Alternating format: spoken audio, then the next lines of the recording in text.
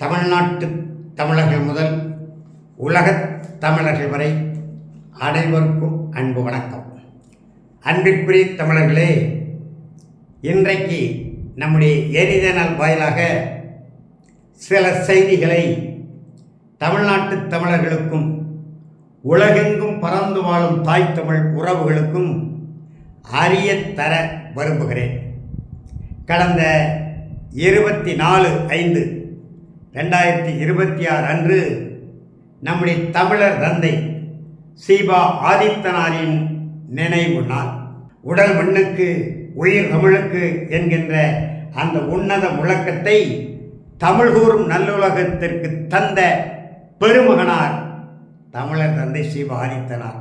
நாம் தமிழர் இயக்கத்தின் தலைவர் அவர். காலத்தினால் வந்துதித்த ஆதித்தனாருக்கு ஒரு காவியம் செய்து வைப்போம், கோல தமிழ்மொழி வாழும் கொள்கைக்கு உயிர் கொடுப்போம் என்கின்ற உணர்ச்சி கவிஞர் காசி ஆனந்தனின் இலக்கிய அடிகளுக்கு இலக்கணமாக திகழ்ந்தவர் தமிழர் தந்தை சீபா ஆதித்தனார். அவருடைய திருவுருவ சிலைக்கு சென்னை எழும்பூரிலே உள்ள அந்த சிலைக்கு மலர் மாலை அணிவித்து மரியாதை செலுத்தினேன்.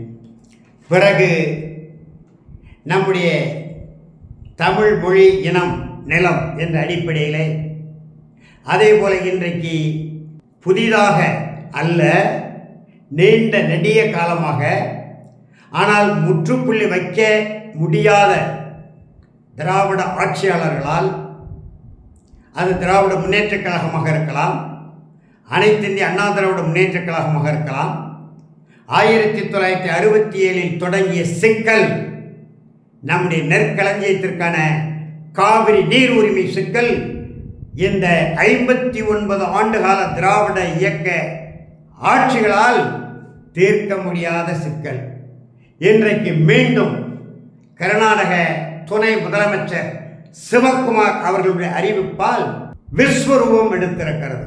மேகதாது என்கின்ற இடத்திலே அணை கட்டியே தீர்வோம், தமிழ்நாடு தடுக்க முடியாது என்று இருமப்போடு பேசுகிறார் கர்நாடக துணை முதலமைச்சர் சிவக்குமார். இன்றைக்கு செய்திகள் ஓடிக்கொண்டிருக்கின்றன. அங்கே முதலமைச்சர் இருக்கிற சித்தாராமையா பதவி விலகக்கூடும். அப்படியானால் அடுத்த முதல்வர் யார் என்கின்ற அந்த இடத்திலே முன்னிறுத்தப்படுகிறவர் தான் இந்த சிவக்குமார் துணை முதலமைச்சர். துணை முதலமைச்சராக இருக்கிற பொழுதே மேகதாது அணை கட்டியே தீர்வோம், தமிழ்நாடு எது வேண்டுமானாலும் செய்து கொள்ளட்டும், உச்சநீதிமன்றம் எங்களுக்கு சார்பாக இருக்கிறது, ஒன்றிய அரசு எங்கள் பக்கம் நிற்கிறது என்று கொக்கரித்துக் கொண்டிருக்கக்கூடிய கர்நாடக துணை முதலமைச்சர் சிவக்குமார் இன்றைக்கு தமிழர்களை தட்டி எழுப்பக்கூடிய ஒரு நிலைக்கு கொண்டு வந்திருக்கிறார். அந்த மேகதாது அணை திட்டத்தை தடுத்து நிறுத்த வேண்டுமெனால் என்ன செய்ய வேண்டும் என பல்வேறு தமிழ் தேசிய அமைப்புகளின் தலைவர்களோடு கலந்து பேசி விரைந்து ஒரு மிகப்பெரிய போராட்ட சூழலை உருவாக்கக்கூடிய நாளை குறிப்பதற்கான அந்த வேலைகளை சென்னையிலே தங்கி 2 நாட்களாக மேற்கொண்டேன். பிறகு நேற்றைக்கு முதல் நாள், அதாவது 26/5/2026 கோட்டைக்கு சென்று சில அமைச்சர்களை சந்திக்கலாம் என்று சென்றேன். சென்ற இடத்திலும் புரட்சிதான். அங்கு மிகப்பெரிய செல்வந்தர்கள், அரசியல் ஆளுமைகள், அதிகார வர்க்கங்கள் நம்முடைய கோட்டையில், தமிழ்நாட்டின் தலைநகர் சென்னையில் இருக்கக்கூடிய தலைமை செயலக கோட்டைக்குள் எளிதாக சென்றுவிட முடியும். யாரெல்லாம்? மிகப்பெரிய செல்வந்தர்கள், அதாவது கார்ப்பரேட் முதலாளிகள், கலை உலக பெருமகர்கள், அரசியல் ஆளுமைகள், அதிகாரமிக்க வலிமை உள்ள அரசு உயர் அலுவலர்கள், இப்படி செல்வாக்கு மிக்கவர்கள் என்று சமுதாயத்திலே காணக்கூடியவர்கள் எளிதாக சென்று விடலாம். ஆனால் ஏழை எளிய மக்கள், உழைக்கும் மக்கள், பாட்டாளி மக்கள் அந்த கோட்டைக்கு நுழைவதற்கு 1008 தடைகள் இருக்கின்றன, கெடுபிடிகள் இருக்கின்றன. நானோ ஏழை தமிழன், பாட்டாளி தமிழன், நடைமேடை தமிழன். எப்படி முதலமைச்சர் இருக்கக்கூடிய சொல்கிறார் கேட்டார்கள். நாங்கள் கேட்டோம், முதலமைச்சர் கான்வாய் இருந்தால் நீங்கள் உள்ளே வர முடியாது என்று சில அலுவலர்கள் சொன்னார்கள். சரி, வர முடிகிறதா இல்லையா என்று பார்த்து விடுவோம் ஒரு கை என்று புறப்பட்டு போயிட்டேன். போனால் நான் முன்பு சொன்ன பட்டியலில் உள்ளவர்கள் எளிதாக முதல்வர் செல்கிற அந்த வாயில் வழியாகவே கோட்டைக்குள் விலை உயர்ந்த மகிழுந்துகளில் சென்று விடுகிறார்கள். என் தம்பிமாரே 2 பேர் உள்ள வந்துட்டாங்க, அது வேற செய்தி. ஆனால் நான் நம்முடைய ஏழை எளிய மக்கள், உழைக்கும் மக்கள், ஒடுக்கப்பட்ட மக்கள், பாட்டாளி மக்கள், நடைவழி தமிழ் மக்கள் அவர்கள் வழியாகத்தான் போக வேண்டும். போனால் அங்கே கடுமையான கெடுபிடி காவல்துறையினரால்.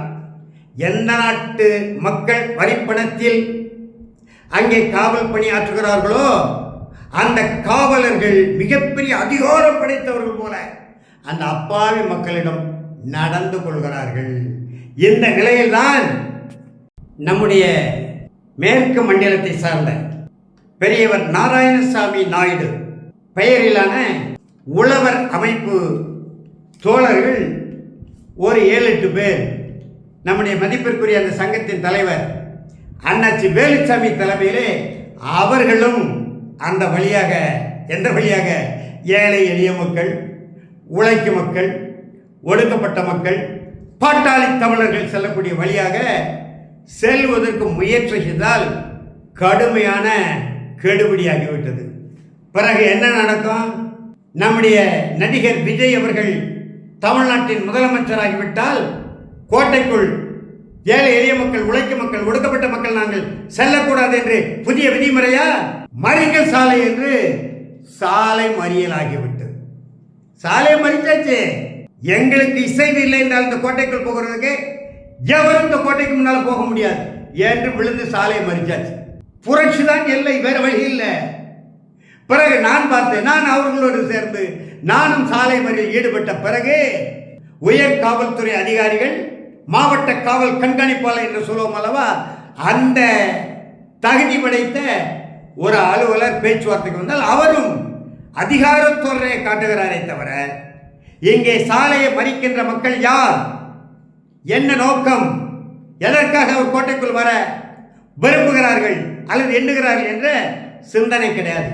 பிறகு நான் தான் 3 நிமிடம் அவரிடத்திலே தெளிவாக பேசிய பிறகு இறங்கி கீழே வந்தார், என்னோடு கை கோர்த்தார். பிறகு சொன்னார், ஐயா, நீங்கள் இவர்களை அருள் கூர்ந்து சாலை ஓரமாக போய் சொல்லுங்கள், போக்குவரத்தை இடையூறு செய்ய வேண்டாம், பொதுமக்களுக்கு இடையூறு செய்ய வேண்டாம் என்று சொன்னார். அப்படிதான் கேட்டேன், ஐயா யார் பொதுமக்கள்? அப்ப நாங்கள்லாம் எந்த வகையான மக்கள், நாங்கள் எந்த வகையான மக்கள் சொல்லுங்க என்று சொன்ன பிறகு தயவு செய்து அமைதியை போங்க, உங்களுக்கு 5 நிமிடத்தில் உள்ளே செல்வதற்கு நான் ஒப்புதல் பெற்று தருகிறேன் என்று சொன்னார். 5 நிமிடம் என்ன, 5 நிமிடம் 15 நிமிடங்கள் நாங்கள் காத்திருக்கணும், தரவிட்டால் ஒட்டுமொத்த சாலையை மறித்து விடுவோம் என்று நம்முடைய போர்க்குணத்தை அந்த இடத்திலே காட்டிய பிறகு 5 நிமிடத்தில் ஒரு அலுவலரை நியமித்து இவர்கள் 10 பேரை பாதுகாப்பாக புனித சார்ஜ் கோட்டை தலைமைச் செயலகத்துக்கு கொண்டு செல்லுங்கள் என்றார். பிறகு போனோம்.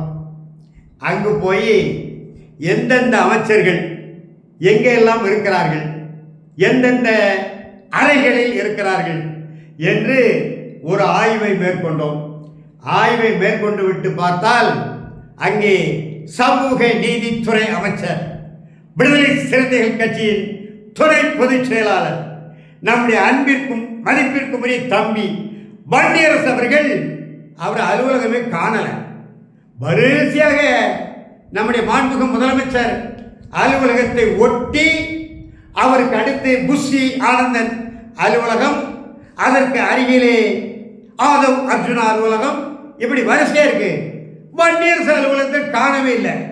அப்புறம் விசாரித்தால் அது சமூக நீதித்துறை அல்லவா?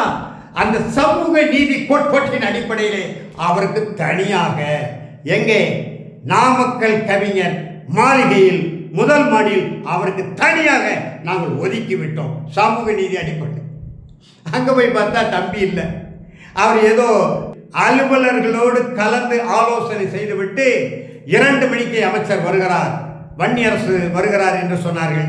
2:30 வரை காத்திருந்தோம். அவர் வரவில்லை.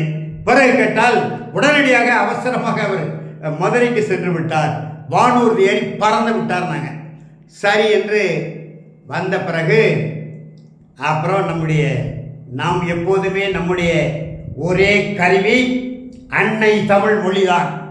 அன்னை தமிழ் காக்க உலக முதன்மொழி உயர்தனி செம்மொழி தனித்து எங்கு தகுதி தமிழுக்குண்டு தமிழே ஞானத்தின் தாய்மொழி. பண்டு நம்முடைய மொழி ஞாயிறு தேவரைய பாவாணரும் பாவேந்தர் பாரதி தாசனாரும் பாவல் ரேர் ஐயா பெருஞ்சித்திரனாரும் காட்டிய திசைவெளி அன்னை தமிழை பாதுகாக்க. சரி, கல்வி மற்றும் தமிழ் வளர்ச்சித்துறை அமைச்சர் ராஜ்மோகன் அவர்களோடு தொடர்பு கொண்டு அவர்கிட்ட நேரடியாக பேச முடியாது.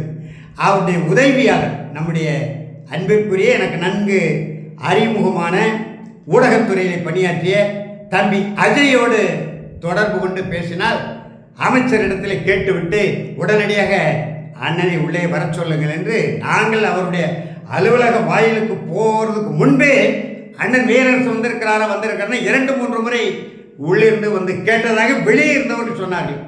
பிறகு அங்கே சென்று அவருக்கு பொன்னாடை அணிவித்து வாழ்த்து தெரிவித்து நம்முடைய மாண்புமிகு கல்வி மற்றும் தமிழ் வளர்ச்சித்துறை அமைச்சர் எழும்பூர் சட்டமன்ற தொகுதியிலிருந்து தேர்ந்தெடுக்கப்பட்டவர், நல்ல தமிழ் உணர்வாளர், ஊடக பேச்சாளர் மாண்புமிகு ராஜ் மோகன் அவர்களுக்கு சால்வை அணிவித்து வாழ்த்து தெரிவித்து 5 நிமிடம் தமிழ் மொழி ஆட்சி மொழி சட்டம் குறித்து 5 நிமிடம் தம்பி உங்களிடத்திலே சுருக்கமாக சொல்கிறேன். 1 மாதம் கழித்து மீண்டும் வருவேன். தமிழ் வளர்ச்சிக்கு தமிழ் காப்புக்கு என்ன செய்ய வேண்டும்? கல்வித்துறை அமைச்சராக நீங்கள் பொறுப்பேற்றிருக்கிறீர்கள். ஒரு தூய தமிழன் நீங்கள், பூர்வீக குடி தமிழன் நீங்கள், மண்ணின் மைந்தர் நீங்கள். அன்னை தமிழ் வாழ்வதற்கு என்னென்ன செய்ய வேண்டும்? தொடக்கநிலை கல்வியில் தமிழ் வழி கல்வி எப்படி கொண்டு வர வேண்டும்? இதற்காக நீண்ட காலமாக நெடிய நாட்களாக நாங்கள் போராடி வருகிற செய்தி உங்களுக்கு தெரியும். ஒரு தெளிவான அறிக்கை கொடுப்பேன்.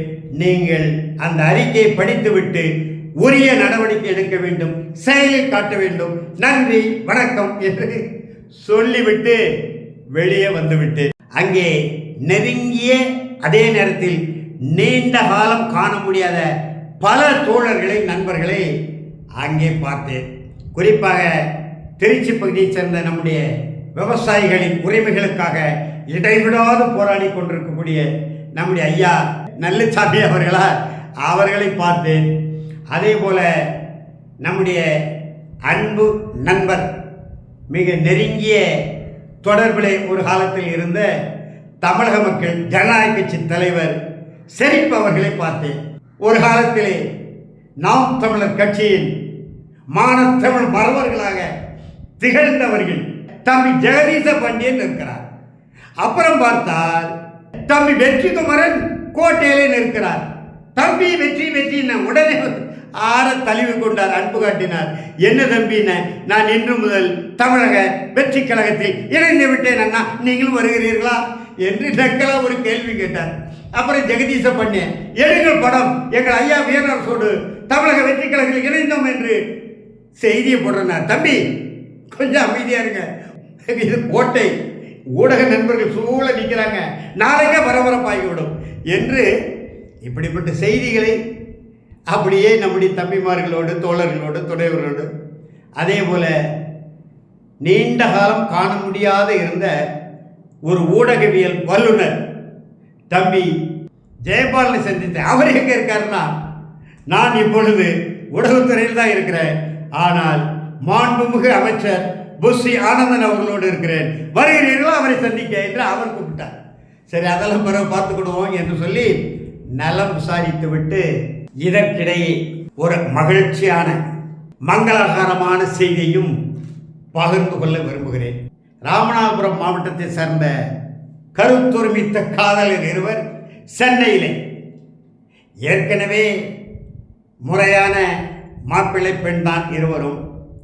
இரண்டு தரப்பு இல்லத்தார்களும் இவருடைய திருமணத்திற்கு சிறுபிள்ளையிலிருந்தே ஒப்புக்கொண்டு வந்தவர்களால் கால மாற்றத்தில் பொருளாதார ஏற்றத்தாலும் வந்துவிட்டது. பெண் கொடுக்க மறுக்கிறார்கள். ஆனால் காதல் எப்படிப்பட்டது? பொருளாதாரத்தை பார்த்து காதல் வருமா? சமயத்தை பார்த்து காதல் ஏற்படுமா? அல்லது சாதியை பார்த்து காதல் முளைவிடுமா? இரண்டு கண்களும் பேசிவிட்டால் முடிந்து போனது. உள்ளங்கள் ஒன்றுபடும். இதைத்தான் சங்க இலக்கியம் சொல்கிறது. ஒன்றுபட்ட உள்ளங்கள் உறுதியாக நின்றார்கள். சென்னை நோக்கி வந்துட்டாங்க.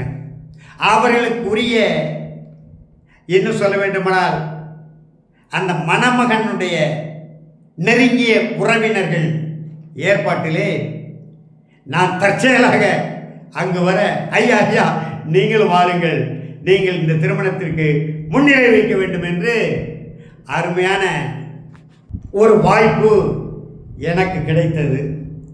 தினேஷ்குமார், வினோபியா என்ற அந்த மணமக்களை முத்தமிழ் முருகவேல் திருக்கோயில் வைத்து காதல் திருமணத்தை முறைப்படி உற்றார் உறவினர் புடைசூழ அந்த வினோபியாவுடைய குடும்பத்தார் மட்டும் வரவில்லை, மற்றவர்கள் ஒரு 50-60 பேருக்குட்பட்டவர்கள் மிக மிக மிக எளிமையாக அந்த திருமணத்தை செய்து வைத்து மணமக்களை வாழ்த்துகிற அரிய வாய்ப்பையும் பெற்றேன் என்பதையும் நம்முடைய தாய் தமிழ் உறவுகளுக்கு பகிர்ந்து கொள்வதிலே மகிழ்கிறேன். எப்படிப்பட்ட வேலைகளை இந்த எளிய நிலையில் வறுமை எனும் கொடுமை என்னை விரட்டி விரட்டி அடித்தாலும், பொருளாதாரத்திலே இன்னமும் எத்தனை அதல பாதாளத்துக்கு என்னை தள்ளினாலும் ஏற்றுக்கொண்ட கொள்கை தமிழ் தேசிய கொள்கை ஒருபோதும் கைவிட மாட்டோம் என்கின்ற நிலையிலே நாம் தொடர்ந்து களமாடுகிறோம். புதிதாக ஆட்சிக்கு வந்திருக்கிறார்கள். இவர்கள் வரக்கூடாது என்றுதான் நம்ம சொன்னோம். நாம் தமிழர் கட்சி வர வேண்டும் என்றுதான் விரும்பினோம். செந்தமிழன் சீமான் இந்த தமிழ்நாட்டின் முதலமைச்சராக அந்த இருக்கையிலே அமர வேண்டும் என்றுதான் எண்ணினோம், குரல் கொடுத்தோம், பாடுபட்டோம், போராடினோம். ஆனால் திருப்பி திருப்பி அதைத்தான் சொல்கிறேன். நாம் தமிழர் பிள்ளைகள், நீங்கள் பதிவுகள் போடுங்க, எத்தனையோ பதிவுகளை போட்டுக்கிட்டீங்க, படிக்கிறோம். ஏழை சொல் அம்பலம் மேறவில்லை, ஒரு நொடி பொழுது அதை சிந்தித்து பாருங்கள் அன்பிற்குரியவர்களே என்கின்ற வேண்டுகோளோடு தமிழ்நாட்டு தமிழர்களே, உலகெங்கும் பறந்து வாழும் தாய் தமிழ் உறவுகளே, தமிழ் தேசிய வெல்லுவதற்கு என்ன செய்ய வேண்டும் என்று மீண்டும் மீண்டும் மீண்டும் சிந்தியுங்கள், சிந்தியுங்கள், செயலுக்கு வாருங்கள் என்று கூறி விடைபெறுகிறேன். நன்றி, வணக்கம்.